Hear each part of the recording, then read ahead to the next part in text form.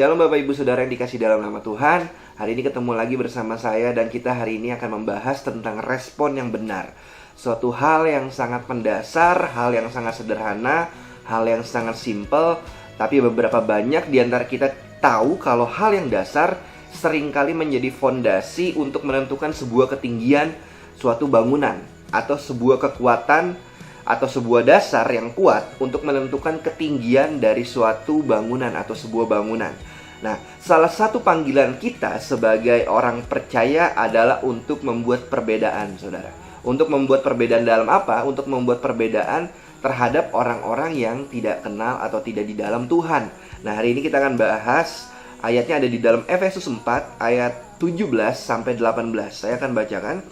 Sebab itu kukatakan dan kutegaskan ini kepadamu di dalam Tuhan, jangan hidup lagi sama seperti orang yang tidak mengenal Allah dengan pikirannya yang sia-sia dan pengertiannya yang gelap, jauh dari hidup persekutuan dengan Allah karena kebodohan yang ada di dalam mereka dan karena kedegilan hati mereka. Firman Tuhan jelas mengatakan kalau misalnya kukatakan dan kutegaskan, berarti firman ini jelas menegaskan suatu perikop yang mengatakan kalau misalnya kita sebagai orang percaya harus membuat perbedaan. Kenapa? Karena kita adalah anak-anak terang. Ada terang Tuhan di dalam kehidupan kita yang seharusnya membuat kita berbeda daripada orang-orang yang tinggal di dalam kegelapan, saudara. Orang-orang yang tinggal tidak di dalam Tuhan. Oleh sebab itu hari ini kalau semua orang mengeluh, terus kita jadi ikut-ikutan mengeluh hal yang sama, berarti kita tidak ada bedanya dengan orang-orang yang tinggal di dalam kegelapan. Kalau orang bersungut-sungut, kita juga ikut bersungut-sungut, berarti sama halnya kita juga tinggal di dalam kegelapan. Kalau orang pesimis terhadap hari besok, tidak yakin terhadap hari besok, Tuhan dapat bekerja melakukan perkara yang hebat, berarti kalau kita ikut-ikutan jadi orang yang pesimis, berarti besar kemungkinan kita tidak tinggal di dalam Tuhan ataupun kita tidak punya respon yang benar di dalam Tuhan. Nah, oleh sebab itu hari ini kita mau belajar tentang respon yang benar yang harus kita miliki sebagai anak-anak terang, saudara, sebagai anak-anak Tuhan. Nah, seringkali hal-hal dasar inilah yang harusnya memperkuat atau membangun ketinggian yang kuat di dalam suatu bangunan, di dalam kehidupan kita.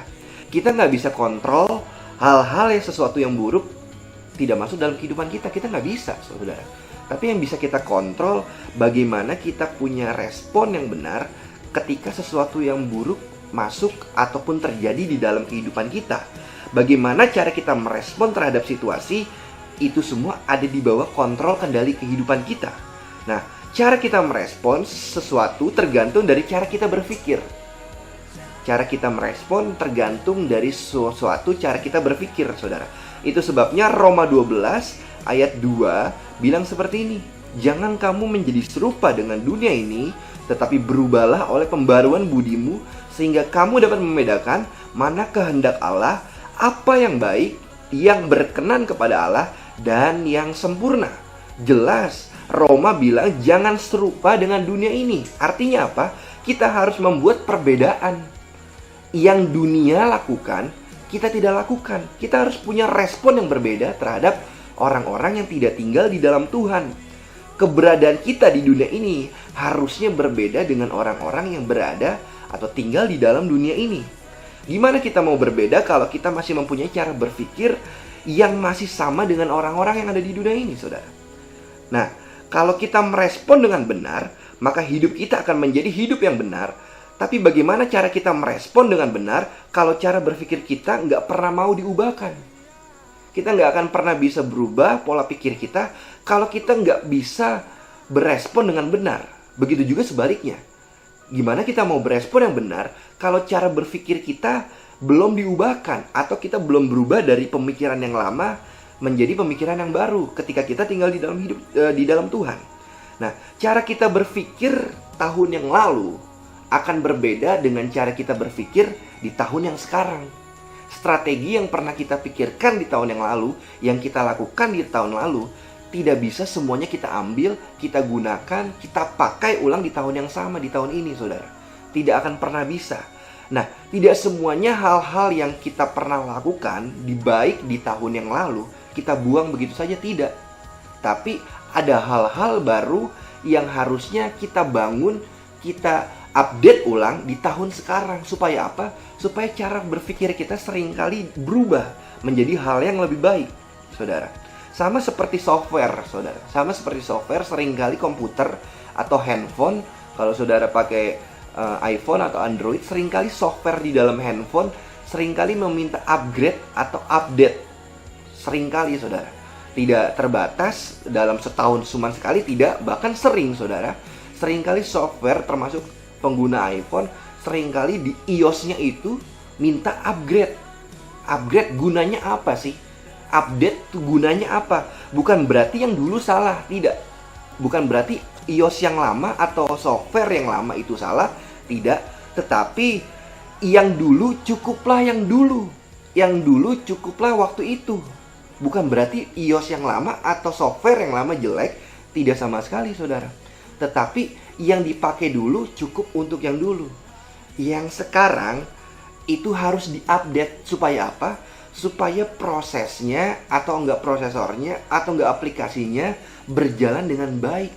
Tidak ada bug, tidak ada gangguan ataupun nge-lag dan lain sebagainya. Itu gunanya software di dalam handphone atau komputer seringkali perlu atau minta diupdate, saudara. Seringkali minta diupdate untuk mengantisipasi waktu yang baru. Tidak semuanya perlu diganti, saudara. Tapi ada beberapa elemen yang harus diperbarui supaya handphone ataupun software yang berjalan itu berjalan lebih baik dibanding yang lalu, saudara. Efesus 2 ayat 13 bilang seperti ini. Tetapi karena di dalam Kristus Yesus, kamu yang dahulu jauh sudah menjadi dekat oleh darah Kristus. Efesus 2 ayat 13 ini jelas bilang kita yang dulu itu ketika kita tidak tinggal di dalam Tuhan, sebetulnya kita jauh daripada apa? Daripada respon yang benar atau enggak daripada hatinya Tuhan. Tetapi kita yang sekarang justru firman Tuhan bilang apa? Dekat dengan Tuhan. Kenapa? Karena kita tinggal di dalam Tuhan. Efesus jelas bilang semakin kita dekat dengan seseorang, kita semakin bisa mengenal pribadinya. Saudara, semakin kita dekat dengan Tuhan, semakin kita dekat dan mengenal pribadi Tuhan, apa yang Tuhan mau lakukan, apa yang Tuhan mau kerjakan di dalam kehidupan kita, saudara. Nah, semakin kita jauh daripada Tuhan, otomatis sebetulnya semakin jauh juga kita tidak mengetahui apa rencana Tuhan atau rancangan Tuhan yang ada di dalam kehidupan kita. Seringkali kita tidak mengerti apa yang Tuhan mau lakukan di dalam kehidupan kita, saudara. Nah, cara kita bereaksi terhadap sesuatu itu menentukan seberapa dekat atau seberapa jauh kita dekat dengan Tuhan, saudara. Mungkin kita cenderung seringkali berasumsi kalau kita jauh daripada Tuhan. Ataupun kalau kita nggak mengenal satu sama lain, kalau misalnya engkau nggak mengenal misalnya pacarmu atau suami atau istrimu, mungkin seringkali yang kita sering pakai itu asumsi dalam kehidupan kita. Yang sering kita pakai itu ada pemikiran-pemikiran, oh mungkin dia nih orangnya begini, oh mungkin dia ini membenci saya, oh mungkin dia ini ngomongin saya di belakang, dan lain sebagainya. Kenapa? Karena kita tidak dekat dengan orang itu. Jadi otomatis asumsilah yang dipakai di dalam kehidupan kita. Tapi dalam Efesus bilang kalau kita semakin dekat dengan Tuhan, otomatis kita semakin tahu atau mengerti apa yang Tuhan mau kerjakan atau apa yang Tuhan pikirkan untuk kehidupan kita, saudara. Memang betul di dalam Yesaya 55 ayat 8-9 bilang seperti ini. Sebab rancanganku bukanlah rancanganmu dan jalanmu bukanlah jalanku. Demikianlah firman Tuhan, seperti tingginya langit dari bumi, demikian tingginya jalanku dari jalanmu dan rancanganku dari rancanganmu. Memang betul Yesaya bilang seperti itu. Tapi tadi Roma 12 tadi bilang kalau senantiasa kita mau diperbaharui cara berpikir kita, senantiasa kita seringkali mengetahui apa kehendak Tuhan di dalam kehidupan kita. Artinya apa? Kalau kita jauh dari Tuhan, berarti kita jauh dari rancangan Tuhan. Kalau kita jauh daripada Tuhan, semakin jauh juga kita nggak mengerti apa rencana Tuhan di dalam kehidupan kita, saudara. Kenapa? Karena cara dia berpikir seharusnya kita mengetahui ketika kita tinggal di dalam Tuhan. Memang betul rencana Tuhan, rancangan Tuhan bukanlah rancangan kita. Tapi Roma 12 tadi bilang kalau misalnya cara berpikir kita mau diubahkan, kalau kita mau tinggal di dalam Tuhan, otomatis hal-hal yang menjadi rancangan Tuhan seharusnya kita tahu dan kita sudah ada tinggal di dalam rancangan Tuhan tersebut, saudara. Oleh sebab itu, apa yang kita harus perlukan? Kita seringkali harusnya baca firman Tuhan di dalam kehidupan kita, supaya kita lebih mengerti apa rancangan Tuhan, rencana Tuhan di dalam kehidupan kita. Apa kehendak Tuhan yang Tuhan mau kerjakan di dalam kehidupan kita. Firman Tuhan tidak pernah mengubah keadaan, saudara. Saya ulangin, firman Tuhan tidak akan pernah mengubah keadaan saudara. Tetapi firman Tuhan akan mengubah perspektif cara kita berpikir, mengetahui apa yang terjadi, apa kehendak Tuhan yang Tuhan tulis di dalam firman Tuhan untuk kehidupan kita, saudara. Saya punya ilustrasi, saudara. Ada dua orang teman kantor yang bekerja dalam satu gedung kantor yang sama, tetapi mereka tinggal di dalam satu perumahan yang sama, saudara. Oleh sebab itu, ketika mereka akan bekerja ke kantor, mereka seringkali berangkat bareng-bareng, ya, untuk mengirit ongkos lah ataupun apapun. Kenapa? Karena mereka kerja di dalam satu gedung kantor yang sama walaupun beda perusahaan. Nah, ketika mereka seringkali berangkat bareng, sampai ke kantor bareng, pulang pun bareng, saudara. Kenapa? Karena kompleknya sama, rumahnya sama, di dekat, saling berdekatan, saudara.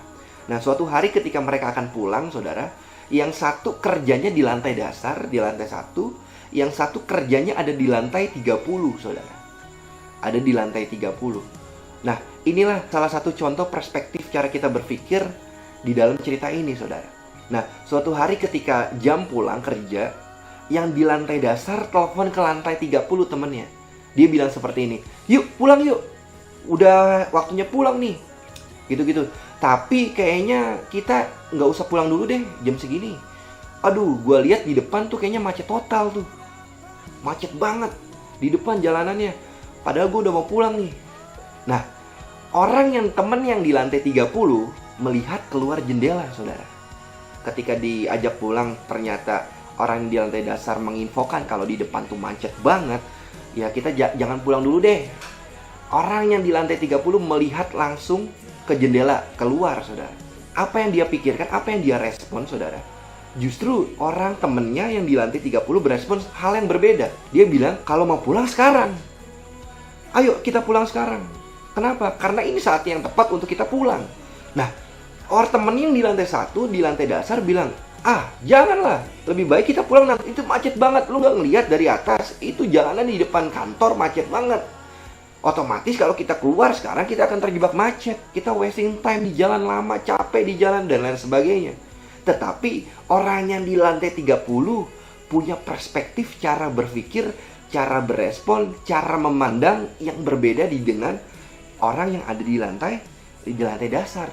Kenapa orang yang di lantai 30 bilang pulang sekarang, walaupun orang yang di lantai dasar bilang macet di depan? Ternyata orang di lantai 30 melihat ternyata ada 2 Metro Mini yang tabrakan di 2 gedung setelah gedung kantor mereka. Tetapi setelah lewat dari 2 gedung itu, jalanan kosong banget. Jalanan ternyata tidak macet sama sekali, kosong banget, lancar banget. Oleh sebab itu, dia bilang sama temannya, "Lu nggak tahu 2 gedung di sebelah kantor kita itu ada mobil tabrakan, makanya macet. Kalau mau pulang sekarang, kenapa? Setelah lewat daripada 2 gedung itu, jalanannya kosong. Otomatis kita bisa nyampe ke rumah dengan lebih cepat." Nah, ilustrasi ini menggambarkan cara berpikir atau perspektif orang yang berbeda. Masalahnya sama, macet yang mereka hadapi, saudara. Tetapi cara mereka melihat itu menentukan cara mereka berpikir dan cara mereka berespon, saudara. Seperti yang tadi saya bilang di awal, saudara, fondasi menentukan cara kita melihat. Fondasi menentukan ketinggian sebuah gedung. Orang yang di lantai atas punya pemikiran yang lebih tinggi dibanding orang yang ada di lantai dasar. Masalahnya sama, melihat kondisi macet yang sama. Tetapi karena dia ada di tempat yang lebih tinggi, otomatis dia melihat sudut pandang yang berbeda dibanding orang yang berada di lantai dasar. Itulah pentingnya kita dekat sama Tuhan. Itulah pentingnya kita kalau kita baca firman Tuhan. Kita mempunyai perspektif yang beda dengan orang-orang yang tidak pernah baca firman Tuhan, saudara. Dengan orang-orang yang seringkali tidak tinggal di dalam Tuhan. Otomatis perspektif orang yang tinggal di dalam Tuhan punya perspektif yang beda, saudara. Sudut pandang yang beda, respon yang berbeda, respon yang lebih benar dibanding orang-orang yang tidak tinggal di dalam Tuhan.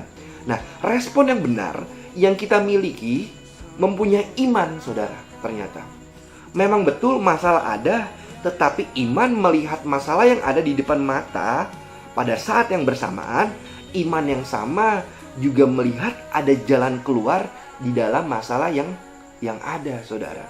Itulah yang membedakan ketika kita tinggal di dalam Tuhan dan kita mempunyai respon yang benar di dalam Tuhan. Bukan hanya respon yang benar, saudara, dan punya iman yang benar di dalam Tuhan, tetapi Tuhan mau memberikan pengharapan kita yang selalu baru setiap hari. Nah, Roma 15 ayat 13 bunyinya seperti ini, saudara. Semoga Allah, sumber pengharapan, memenuhi kamu dengan segala sukacita dan damai sejahtera di dalam iman kamu, supaya oleh kekuatan Roh Kudus kamu berlimpah-limpah di dalam pengharapan. Nah, pengharapan yang Tuhan mau kasih itu selalu baru tiap hari. Kenapa? Karena kita mempunyai sudut pandang yang benar ketika kita tinggal di dalam Tuhan. Roma jelas, pada saat semua orang berespon hal yang menggerutu atau bersungut-sungut, tapi kita harusnya ketika kita punya iman di dalam Tuhan dan punya respon yang benar di dalam Tuhan, seharusnya ketika kita menghadapi respon suatu masalah, saudara, seharusnya kita bisa bersuka cita. Di dalam Roma ini, saudara, kita harus bisa bersuka cita. Walaupun masalah datang, tapi Roh Kudus senantiasa memberikan kita berlimpah-limpah. Yang artinya apa? Pengharapan kita nggak pernah habis di dalam Tuhan. Ketika kita punya sudut pandang yang berbeda dengan orang dunia, saudara. Artinya apa? Tuhan mau memberikan pengharapan yang berlimpah-limpah senantiasa di dalam kehidupan kita, saudara. Saudara harus tahu, kekhawatiran tidak akan pernah menambah sehasta dari jalan kehidupan kita. Firman Tuhan bilang seperti itu. Nah, tetapi Matius 6 ayat 31 sampai 34. Sebab itu janganlah kamu khawatir dan berkata, apa yang akan kami makan? Apakah yang akan kami minum? Apakah yang akan kami pakai? Semua itu dicari bangsa-bangsa yang tidak mengenal Allah. Akan tetapi Bapamu di surga tahu bahwa kamu memerlukan semuanya itu. Tetapi carilah dahulu kerajaan Allah dan kebenarannya, maka semuanya itu akan ditambahkan kepadamu. Sebab itu janganlah kamu khawatir akan hari esok, karena hari esok mempunyai kesusahannya sendiri. Kesusahan sehari cukuplah sehari. Jelas dalam Matius bilang sangat dasar. Kalau kita tahu sebenarnya dasar itu yang menentukan ketinggian suatu kehidupan, saudara. Matius ini jelas bilang kita nggak perlu khawatir, karena kekhawatiran tidak pernah menambah sehasta dari jalan kehidupan kita, saudara. Kalau kita punya perspektif yang berbeda dengan orang dunia, otomatis masalah yang kita hadapi dengan sukacita di dalam firman Tuhan. Kenapa? Karena fondasi kita kuat di dalam Tuhan. Fondasi menentukan ketinggian kita di dalam menghadapi masalah, saudara. Di dalam menghadapi masalah, seringkali kita sering temukan di masa-masa sekarang, saudara, banyak orang sudah menyerah dalam keadaan. Banyak orang sudah angkat tangan dalam keadaan. Lihat berita corona semakin naik, saudara, 70.000 bahkan hampir 80.000 dan lain sebagainya, saudara. Banyak orang khawatir, banyak orang takut menghadapi keadaan.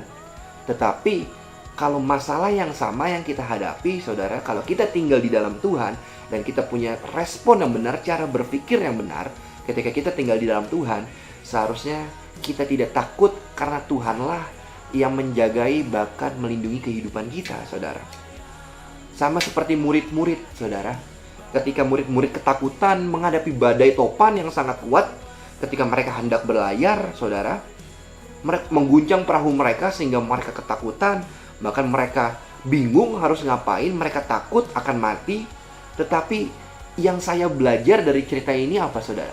Yesus punya respon yang sangat hebat. Apa respon Yesus? Yesus responnya tidur, saudara. Yesus punya respon yang luar biasa. Dia tidur ternyata. Murid-muridnya kaget. Kenapa kok dia bisa tidur? Santai banget. Kok dia enak ya bisa tidur? Padahal mereka ini ketakutan. Badainya besar. Bahkan kapalnya hampir tenggelam. Sehingga mereka takut mati. Bahkan mereka membangunkan Yesus dan marahin Yesus. Mereka bilang, "Gak pedulikah engkau terhadap kami? Kalau kami mati?" Bahkan mereka memarahi Yesus. Kenapa? Karena masalah yang mereka hadapi di depan mata mereka besar, saudara. Tapi saya suka respon Yesus. Yesus responnya tidur. Dan ketika dia bangun, dia tidak kaget, dia tidak ikut-ikutan seperti apa yang murid-muridnya sampaikan, apa yang mungkin murid-muridnya takuti. Dia tidak kaget atau dia tidak terpengaruh oleh respon yang murid-muridnya lakukan. Tetapi respon dialah yang menentukan badai itu tenang, saudara. Respon dialah yang akhirnya menenangkan badai. Ada satu masalah yang sama, tapi dua sudut pandang, dua respon yang berbeda ketika murid-muridnya menghadapi badai yang besar. Dengan respon yang ketakutan, tidak pernah mengubah badai itu akan jadi lebih tenang, saudara. Tetapi ketika Yesus tahu dia tinggal di dalam Tuhan, dia punya respon yang benar. Badainya sama, tetapi ketika dia punya perspektif yang berbeda dengan murid-muridnya, akhirnya apa, saudara? Badai itu tenang, saudara. Akhirnya badai itu boleh hilang di dalam kehidupan mereka. Dua sudut pandang yang berbeda sangat menentukan bagaimana hasil yang boleh kita dapat dalam kehidupan kita, saudara. Dua sudut pandang yang berbeda. Tadi di awal jelas saya bilang, fondasi menentukan ketinggian kehidupan kita. Fondasi menentukan ketinggian cara berpikir kita. Fondasi menentukan perspektif iman percaya kita di dalam Tuhan, saudara. Itu yang membedakan kita dengan orang-orang yang tidak mengenal Tuhan. Saya harap ini boleh menjadi firman Tuhan atau khotbah yang bukan hanya khotbah yang baik, tetapi ini sebuah revelation atau pewahyuan di dalam kehidupan kita. Kalau kita ingin punya respon yang baik, otomatis kita harus tinggal di dalam Tuhan. Supaya apa? Supaya kita mengetahui apa rancangan Tuhan dalam kehidupan kita. Sehingga kita punya perspektif atau respon yang benar ketika kita menghadapi suatu masalah di dalam kehidupan kita. Demikian firman Tuhan yang boleh saya sampaikan, saudara. Kiranya Bapak Ibu Saudara sekalian boleh diberkati oleh firman Tuhan. Sampai ketemu di pertemuan selanjutnya. Tuhan Yesus memberkati. Shalom.